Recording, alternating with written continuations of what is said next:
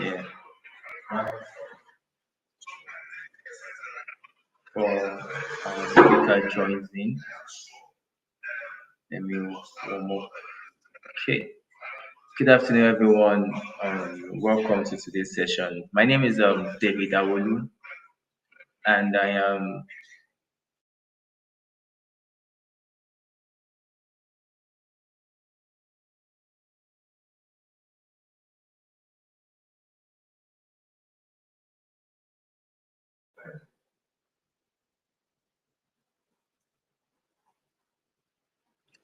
So yeah, I was saying good afternoon, everyone. My name is David Awolu, and I am delighted to welcome you to today's webinar on cybersecurity for the next generation, protecting Nigerian business from AI powered and deepfakes.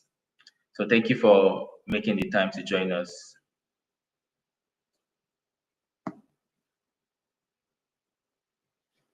Yeah. So thank you for making out the time to join us. With the rapid rise of AI-driven threats, especially deepfake and credentials attacked and business email compromises, cybersecurity is no longer like an IT function. It is a business survival function. Today's session is designed to give you clarity, practical guidance, and implementation next steps to strengthen your organization. So this session is hosted by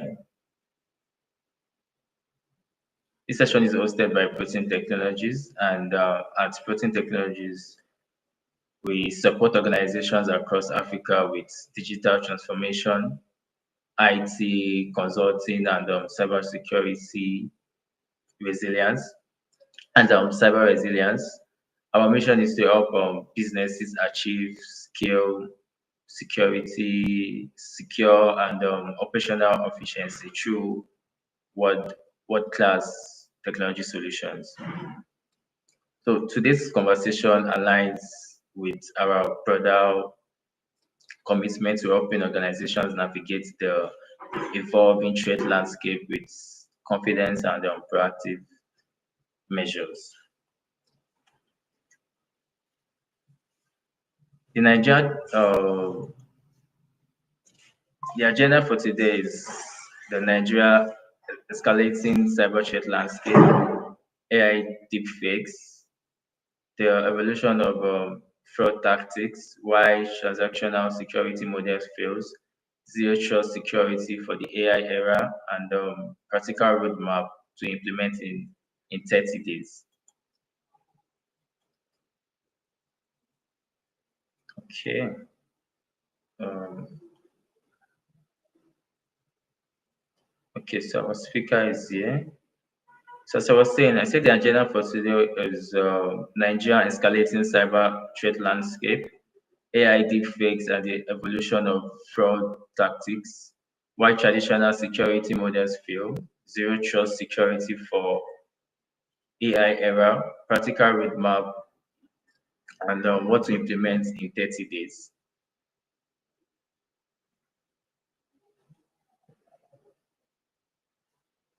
And what to implement in 30 days.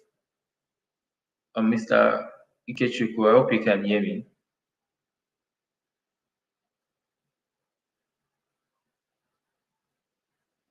Okay. So the Nigerian cyber landscape is changing very fast, and organizations now face thousands of attempted attacks weekly, and these attacks are not just ordinary attacks anymore with the rise of AI. So AI now has a way to help this attack. They help amplify the attack with speed and scale. So the attacks now are now sophisticated for frauds. So the likes of voice cloning, deep fakes, videos, identity spoofing, and AI generated phishing are no longer like a future threat. So you no longer see it as okay, and maybe in the next 10 years, it's something that is already happening like right now. And it's already affecting financial institutions, SMEs, and even government entities. Many of these things are not being posted out on the news, though, but it is happening right now. So that is why today's discussion is so important to us at Protein Technologies. So with that being said, I'm going to be introducing our speaker. Our speaker is Ikechukwu Duro. He's an accomplished cybersecurity specialist and assistant manager at a Big Four with extensive experience delivering high impact cybersecurity resilient projects across Africa. He holds certifications including ISO 27001 lead implementer and ISO 22301 lead implementer. His expertise spans cybersecurity governance, national cyber risk assessment, cyber maturity reviews, CSATs and SATs crisis simulations, information security audits, data protection, and compliance. Ikechukwu has supported governments, financial institutions, telecommunications, major enterprises applying global standards such as ISO, NAS, C2M2, GDPR to strengthen the cyber resilience and drive strategic cybersecurity outcomes. So, with all that accomplishment being said, I would like to um, bring Mr. Ikechukwu to the stage. So please join me in welcoming Ikechukwu to the stage. So Mr. Ikechukwu, over to you.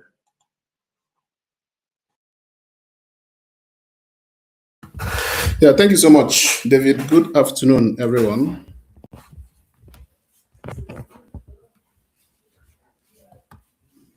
Yes, we can hear you. You are audible. Okay. I hope you're able to put a face to the name. Yes, All right. we can see you. Yeah, good afternoon, That's everyone. it. Yeah. Yeah, once again, name is Ike Chukuduru, and it's my pleasure to be here today to interact with everyone on the call. And of course, David had already set the context for today's conversation. Clearly, one thing that we all will agree on is that artificial intelligence has become, a major factor across organizations today. As I between just last year alone, and of course, this January 2026. One thing I've noticed as I continue to interact with organizations is that a number of organizations have already started integrating artificial intelligence as a key, pillar within their organizational strategies. And the reason for this is clear. AI presents enormous opportunities for organizations. AI, of course, has great potentials. It's more like any organization that does not integrate AI now might as well not really be able to compete in the future. That is what it's looking like because the potentials that AI promises are quite much. But beyond this, what we've also started seeing is that the threat actors have also identified, opportunities to also leverage AI as a threat vector to continue to attack and exploit organizations. Within Nigeria alone, for example, we see that organizations face over 3,000 cyber attacks per week, and that is the highest rate in Africa, according to the sources that we have here. But, and even without these statistics, one thing that we would also agree on is that with the advent of AI, clearly cyber attacks have increased significantly. And that is not just in Nigeria. It's a global trend, that it's something that cuts across different nations. And this is impacting both financial and non-financial institutions. This is impacting organizations of different sizes. And different organizations are losing huge amounts of money, because of these AI-related attacks. Just between 2017 and 2023, 1.1 trillion naira was lost by Nigerian financial institutions to cyber attacks. And personally, I have also, as part of my, job roles, I've also been privy to some of the things happening within the financial services sector, and I can also personally, confirm that yes, these things are true. These things are real. There is a saying in security that security is never prioritized until you become the victim. So and for the organizations who have not really been victims of these cyber attacks and financial losses, it might look like some of these statistics are just statistics, but these things are real. Hey, financial institutions in Nigeria are losing billions of naira, trillions to fraud associated with cyber threats and all of that. So, and that is why it's really very, very concerning. It's really very, very concerning as organizations begin to adopt AI at this high rate. Today, we see that the threat landscape, has evolved, with the introduction of AI. At some point, organizations were mostly concerned about ransomware. In fact, there was a time when the major threat that organizations were worried about was probably botnets, especially maybe in the telecommunications sector. But again, I think most organizations, even here in Nigeria, were hit by the WannaCry ransomware attack, and after that, organizations were majorly concerned, about ransomware. Then after COVID in 2019, organizations also, started seeing other threats, associated with remote work, and organizations also started prioritizing that. But today, and also some of the major threats, that are facing organizations are related to artificial intelligence. Today, we've seen the emergence of deepfakes. We've seen social engineering, advanced social engineering attacks. Yeah, and we've seen sophisticated fraud, not just, amongst financial institutions. I would say again, I've seen organizations even in the energy sector who are victims of these frauds. And all of these are happening here in Nigeria. These things are not things that are happening in other parts of the world alone. Nigerian organizations are also, suffering these losses. And again, if we look at the AI attacks that are happening today, one of the major ones would be the voice cloning. Just imagine, you are a financial analyst in an organization, and one morning you resume to the office, you receive a call, from your CFO or from your direct boss, asking you to make a particular payment to a certain vendor, telling you that, oh, this is very urgent. We need to procure this equipment. We need to deploy to site, and if this payment does not go through now, hey, we are most likely, we might lose this contract, because we need to make this procurement so that the vendor would start shipping, the equipment down to us so that we can deploy to site, within a reasonable time. So non-processing of this payment this morning threatens this contract, which is very strategic to us.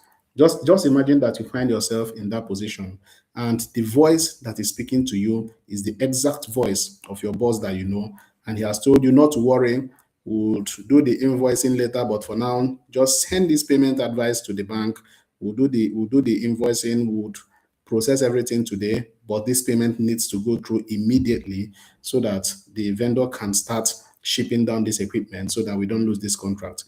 In most instances, in most organizations, believe me that the person who receives such a call is going to put a call across to to the bank to say, or send an email or whatever the process is, to say, please process so and so payment to so and so vendor. Just imagine if that happens. And then let's even take it to a higher level, where it is then a video deep fake, where you are not just getting a voice call, but you are getting a video call. You're seeing the person. This is your boss communicating to you. You have no, you don't really, you wouldn't really have any doubts, any reason to doubt that this is not your boss.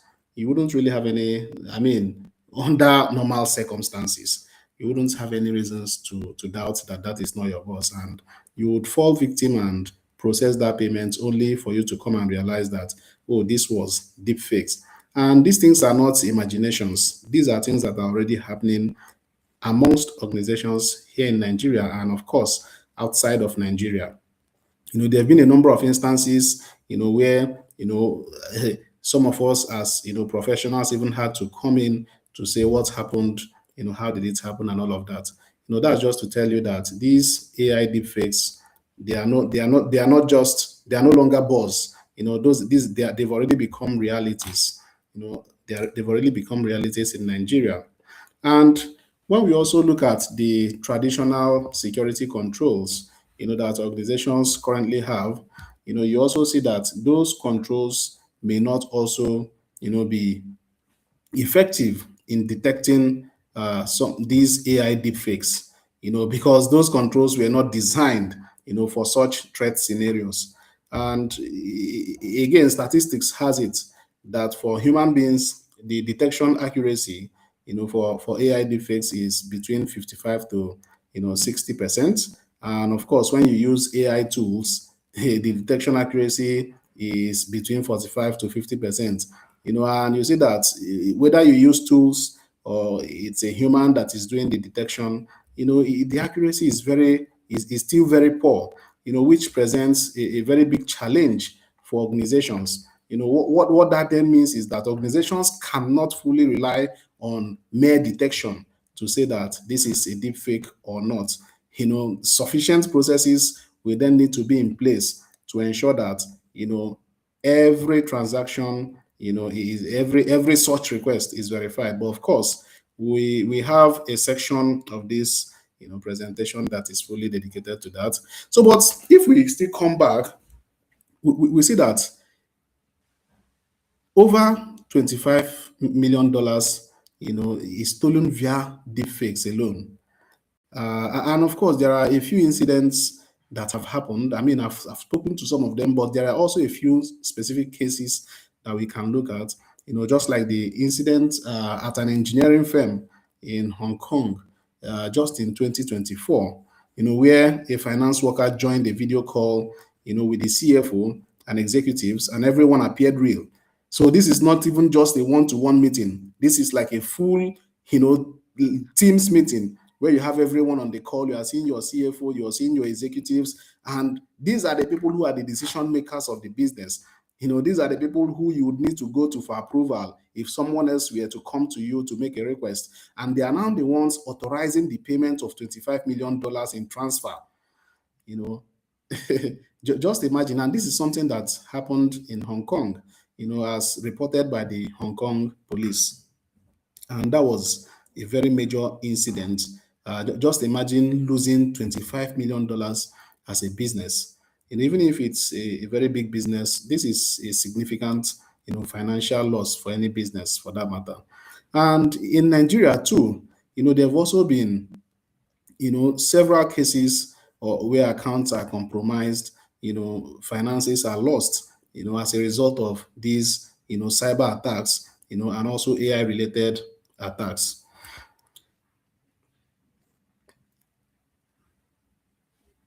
One question that one would then start asking is, why are Nigerian businesses, a prime target of these, AI deepfakes and AI related, cyber attacks and threats. Why Nigerian businesses? And as we think about the answer to this question, we also begin to see the strategic, positioning of Nigeria, uh, not just in Africa, but across the globe. In Nigeria today, we see that there are a lot of, startups, there are a lot of businesses that are coming up. The financial industry is also evolving. There is increased adoption of technology. There's increased adoption of, you know, um, there's increased digitization across different organizations, and these are also some of the factors that cyber threat actors find attractive in executing their threats. For example, there are high value transactions, large cash flows, across fintechs, banking, energy, and of course, frequent international transfers and diaspora remittances, across Nigeria. And when we also still on the financial sector, we also see that there's a mobile first, approach. There's a mobile first approach to the usage of digital services. For example, today there's a heavy reliance on WhatsApp business. Just imagine some years back, if you wanted to buy something, you'd first need to say, "Do you know someone who sells this? Do you know where I can get this from? Do you know?" And someone would have to recommend you to someone. The person will now say, "Oh, okay, this I don't sell exactly this, but this is what I sell." And the person will have to recommend you to the next guy and the next guy until you eventually, get what you are looking for. But today, everything has changed. Just go to Instagram. Just go to Instagram. You see a page. You chat them up. You get their WhatsApp number. You chat them up via WhatsApp for business, and you guys discuss. Before you know it, it's already payment, and the item is delivered to you. All these things you can do right from your bedroom. You don't even need to step out. So, but the risk associated with this also, and is that it also creates, a wider surface area, for threat actors. There was an incident that I saw online, I think that was probably last year, where a car vendor, so a car vendor was in his car lot when someone came, and the guy was raining verbal abuses on him, saying, you defrauded me. You defrauded me. I spoke to you. I saw you on video. I called this number. You defrauded me. I will deal with you, and all of that. And the car vendor guy was saying, see, you need to calm down. I did not defraud you. You are a victim. You're a victim of fraud, and it's not coming from me. If you spoke to someone on video, it is not me. And the guy kept saying, it is you. I saw your face. I know your face. I've been watching your videos. He said, it is not me. People have cloned my face and they used that to deceive you. And they were really exchanging. There was so much heated argument. And to be fair, from the perspective of the buyer who was defrauded, I mean, the guy is saying the truth. He saw the person's face. But from the perspective of the seller too, he too is right, because he wasn't the person. He wasn't the person that interacted with this buyer, even though it was his face. So with the whole mobile first approach, online shopping and all of that, the attack surface, for the AI deepfakes has also significantly increased. It's very easy to then do a video to claim to be someone, to be maybe a popular online vendor and all of that, and get people to come and send the money to you, while eventually they don't get anything delivered to them, you know. And there is also the many organizations too are still, developing their cybersecurity programs. You see the Nigerian cybersecurity landscape is also not really that very mature, right? When we take industry averages, you see that many organizations are still at the developing stages in terms of cyber maturity. So and what that then means is that within these organizations, they don't adequate security controls are not present. Sufficient security controls to identify, detect protect and of course respond to cyber threats, are missing in those organizations, and it then becomes, very difficult, very easy rather, for those organizations to be targeted, by these cyber threat actors. And again, culture is a major contributor, to the cyber threat landscape here in Nigeria. Culture, in the sense that um, when people are used to doing things, and this is not just this is not a Nigerian problem, but culture is a major factor in cybersecurity, really, and it's a global issue.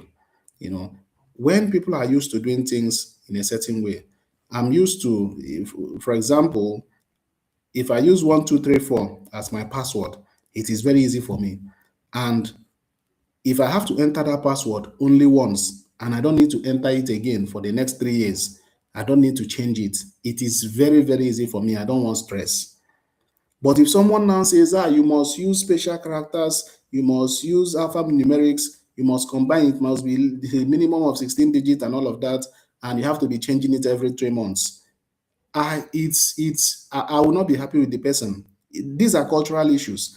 It's as if the person is making life very difficult for you. And I recall a time when I think I was part of a team, developing a cybersecurity strategy for a bank here in Nigeria, and we had some interactions with the CTO, just to say, what are some of those areas where, the technology team, IT, is not aligned with cybersecurity. How can cybersecurity be better positioned, to support IT, to support the organization in meeting its IT, and of course the corporate strategies and goals of the organization.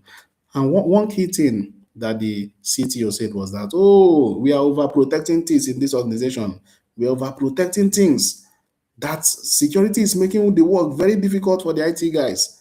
That they will just be coming up with these requirements. You have to do this, you have to do these processes that will typically take less than an hour. They now take 6 hours because you have to follow all the security protocols. And to be fair to the CTO, it's true, and there is always this feud that has long existed between IT and security. So, but those are also consequences of cultural misalignments. Because when the culture is well aligned, then these issues, security will be positioned to better support, the achievement of organizational goals, and not to complicate, organizational processes. And as we also look at, some of these factors, we also begin to see why the traditional, security controls fail when it comes to AI and deepfakes. As we've already mentioned, when it comes to, if relying on vision or recognition alone is will not work against these deepfakes, because the accuracy from both a human and even from an AI perspective is quite low.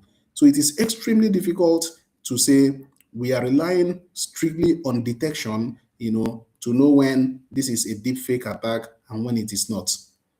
Then again, perimeter defenses.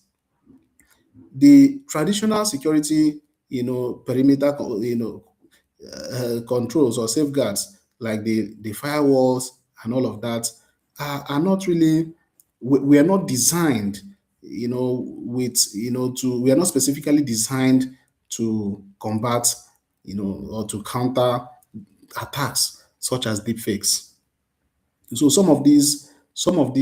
maybe your firewalls will probably rely on uh, some pre-configured rules to filter your traffic and all of that. But for deep fakes, you see that these are probably coming in as you know, legitimate traffic. So your traditional, perimeter controls might not even be able to, detect some of these.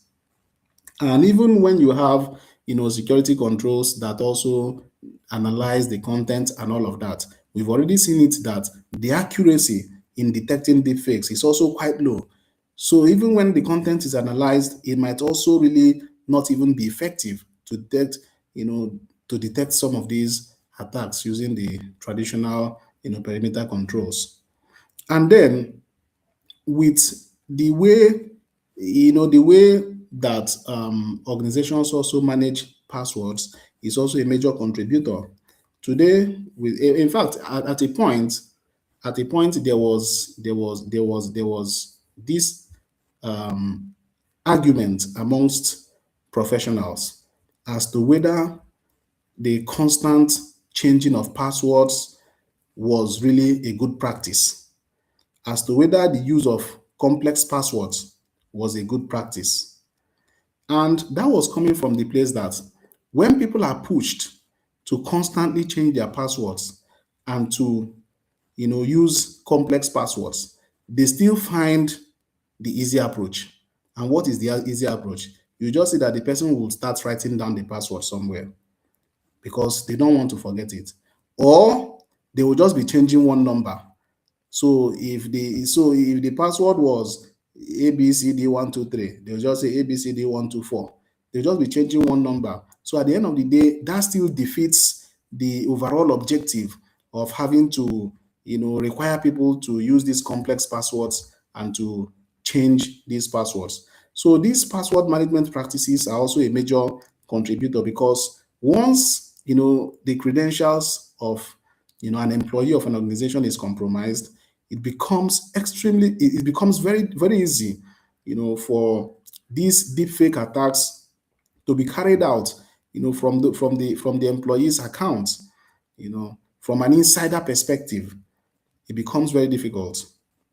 And today, um, as we begin to, round up on some of these things, one of the questions we'll then ask is, what then should organizations do better to address these emerging threats?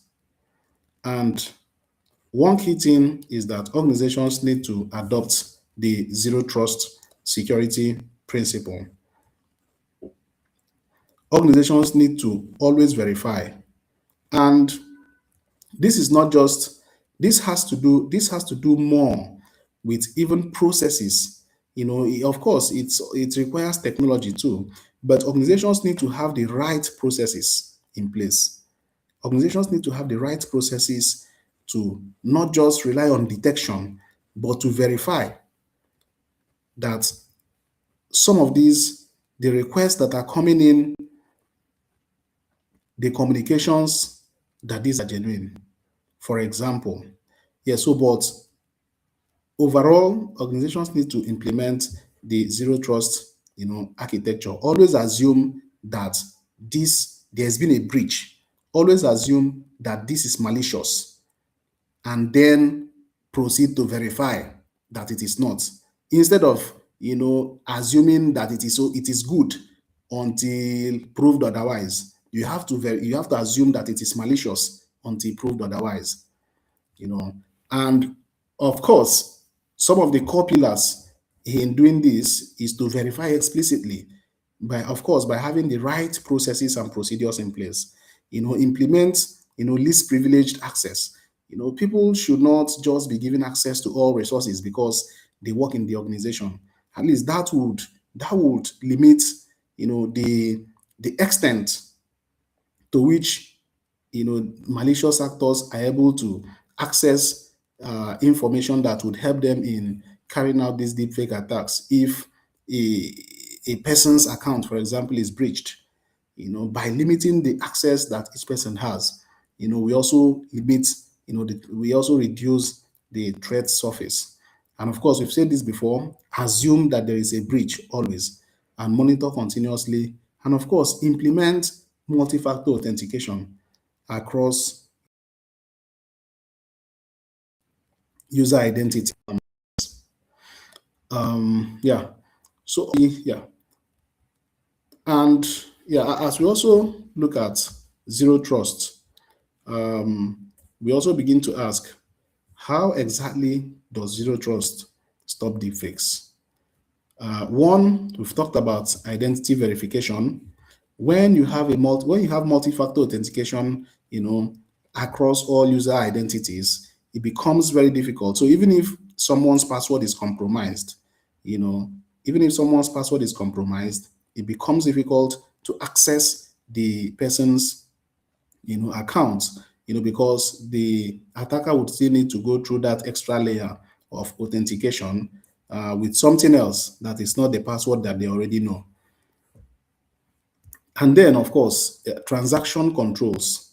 And this is very, very important because one of the major one of the major channels, for or one of the major vectors for executing these deepfake attacks, as we've also seen, is also through business email compromise, where an attacker first gains access to an email account, and then from that email account, they can then get certain information. From there, they could even set up Teams calls. They can send out emails and all of that. So but when the workflows are separated, when transactions are controlled, even if a user's account has been compromised and an attacker succeeds in setting up a Teams meeting, for example, through the account, and is able to speak with someone in finance to say, please make this payment to so and so, with having clearly, defined approval workflows means that the person receiving the request will still need to, send out separate communications, send out extra communications, seeking for approvals, before executing such, requests, irrespective of who it is coming from, even if it is coming from the very highest level. And of course, the channel for these approvals would also be different, from the channels through which the request has been received. So if the request was received through Teams, for example, then sending an email, gives an extra layer of protection, instead of just going ahead to then process the payment in this case.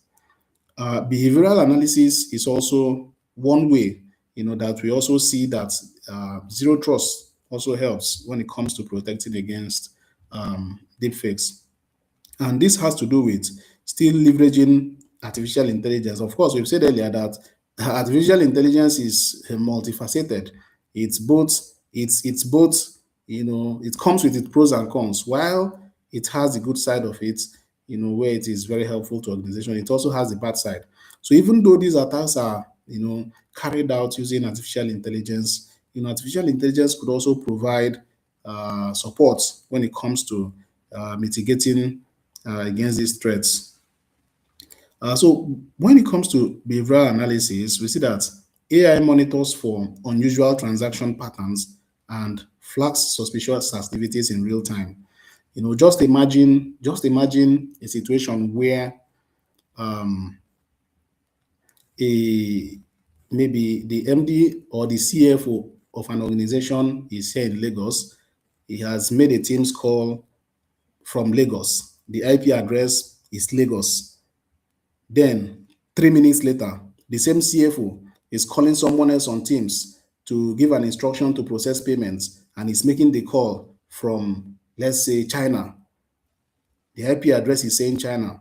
So with behavioral analysis and all of this, we begin to see that AI can monitor for some of these patterns, and even for patterns like unusual requests. If a CFO does not typically, make requests through video calls, if the CFO would typically not call someone in finance through by video to say process this payment, you know, and then one day the CFO just wakes up and calls someone in finance and now starts saying, please process a payment of so and so million.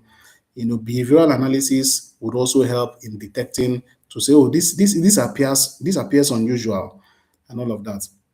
Then, of course, continuous monitoring, I've already said it, monitoring and logging of user activities. And of course, while this might not be very effective in preventing, it would also help. It would also help in even detecting, before the major damage is done, or at least to mitigate or to prevent future reoccurrence. So monitoring and logging is also very important. As we begin to round up, um, I think, David, I don't know if this is where I should Yeah, go. I'll take it up from here. Yeah, You have really done justice to the topic itself. You covered almost everything. And the ending part where you made us understand what zero trust is and how to look at how it can actually stop deep fake powered fraud in practice. That was the most interesting part for me, where you talked about the multiple factor authentication, the second separate approval flows. Just make sure that you're confirming that it is actually the CFO that is calling, and not just proceed and make payments. The behavior analysis, just zero trust system, monitor how user acts, or maybe your IT guy is trying to log in around 4 a.m. in the midnight and all that. So thank you very much for that. We have like some questions too, but we'll be taking that in the question session. So let me just walk us through this other slides before we get to the question parts. Yes. So now we'll talk about how we can immediately protect ourselves from these attacks without having to need any budget. That's what this site is all about. You don't need to like break the bank or having to request for approval from the CFO that okay, we want to start protecting ourselves. We can usually do some basic things that really do go a long way in protecting ourselves. Number one is enabling MFA, that's multiple factor authentication. Everywhere, like you need to on it in your email, your financial system, your cloud platform. You need to just make sure that multiple factor authenticator is on. You go to your settings, try and make sure that you are turning that thing on, so that when anybody is trying to even log in on your system, there's already this two-step verification process where it is needed, where they send a code to your mail and send a code to like your alternative email to confirm that you are actually the one that is trying to have access to this financial system, to this cloud platform. The other one now is the two-channel rule. So never complete a financial transaction or sensitive request using like one channel alone. Always have like this second way of verifying something. And the previous place I work at, the transactions that before you can confirm a 5 million transaction, even though the treasury team have confirmed the money, you still have to like reach out to the CFO to confirm that actual money settled into the bank before they proceed with attending to that customer. So don't have one channel until say or one finance guy should confirm your money. You should always try to have like two channel rule where you never have to complete a financial request using one channel alone. Always verify via a second independent channel using like a non-contact and all that. Then the third one is the verbal protocol. So for the verbal protocol now, any request that is above 5 million should always trigger like a call, a known number. So if you are trying to make a payment to a vendor, and there should be a system that says payment above 1 million, 2 million, or a payment above 5 million yeah, should only be approved by the CFO, by the FC, financial controller. A payment below 1 million yeah, can be processed by the finance manager or the accountant. So any payment request that is above 5 million should like trigger a call to a known number, a security question that is not publicly available. So these steps, that step will not even cost you anything. It's just something that one person knows that thing before a 5 million transaction can go through. So that's what that verbal protocol looks like. That okay, you have to confirm from your CFO that oh, we're about to make a 5 million transaction. What is the code? So that's what the third point is all about. So for this side of financial protocols that you can also implement now, we have walked through it before, but we can just go through it again. So two approval requests required for transactions above 5 million, like I said earlier, two approval for transactions above 20 million, then broad approval for transactions above 20 million plus.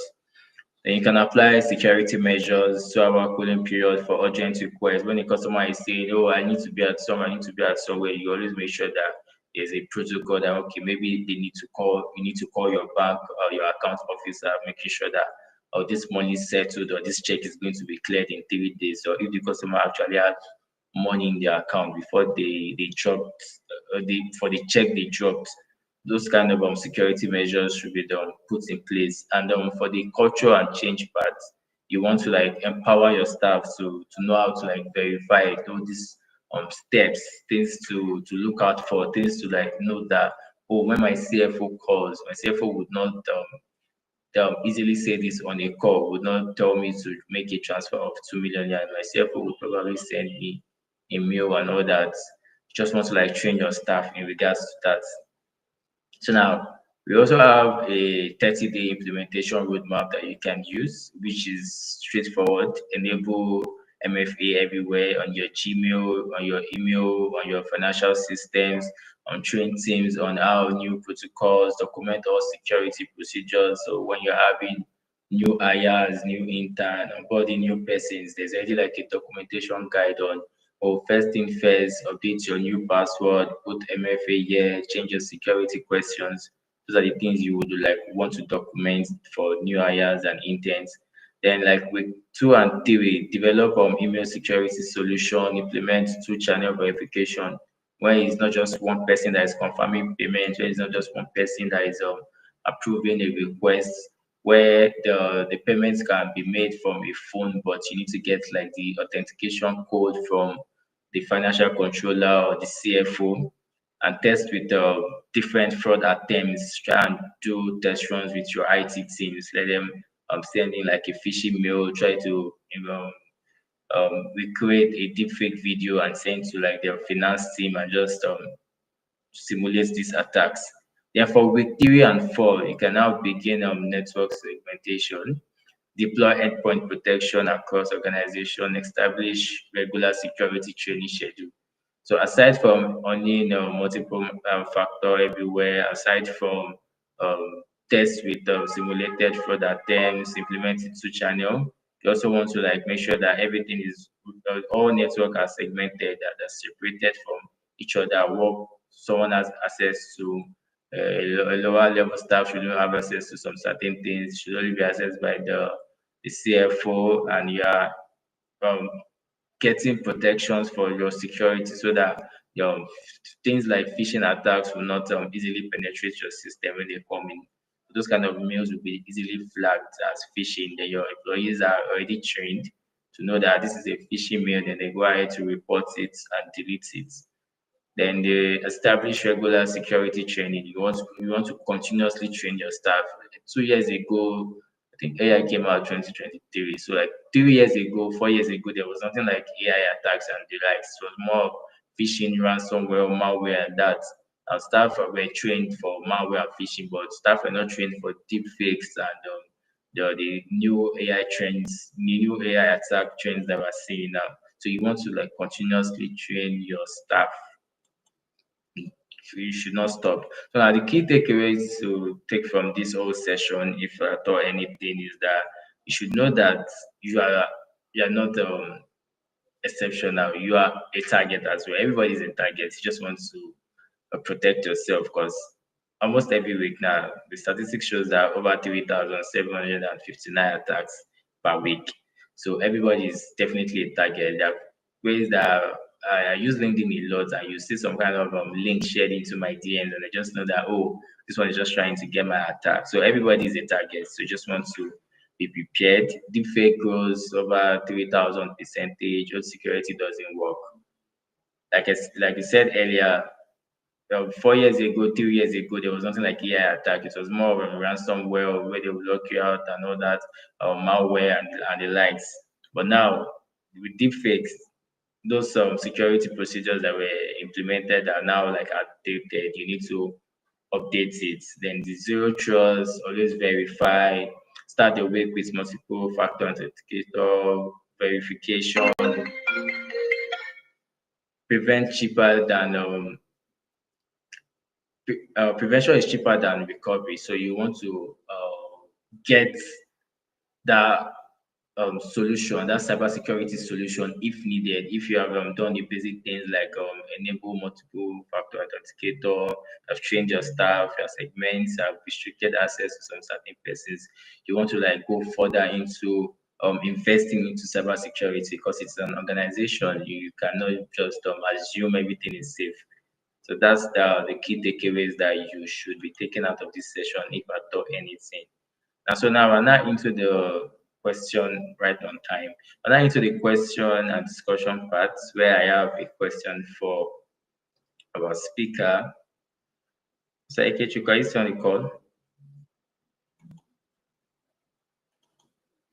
Can you hear me? Are you still on the call?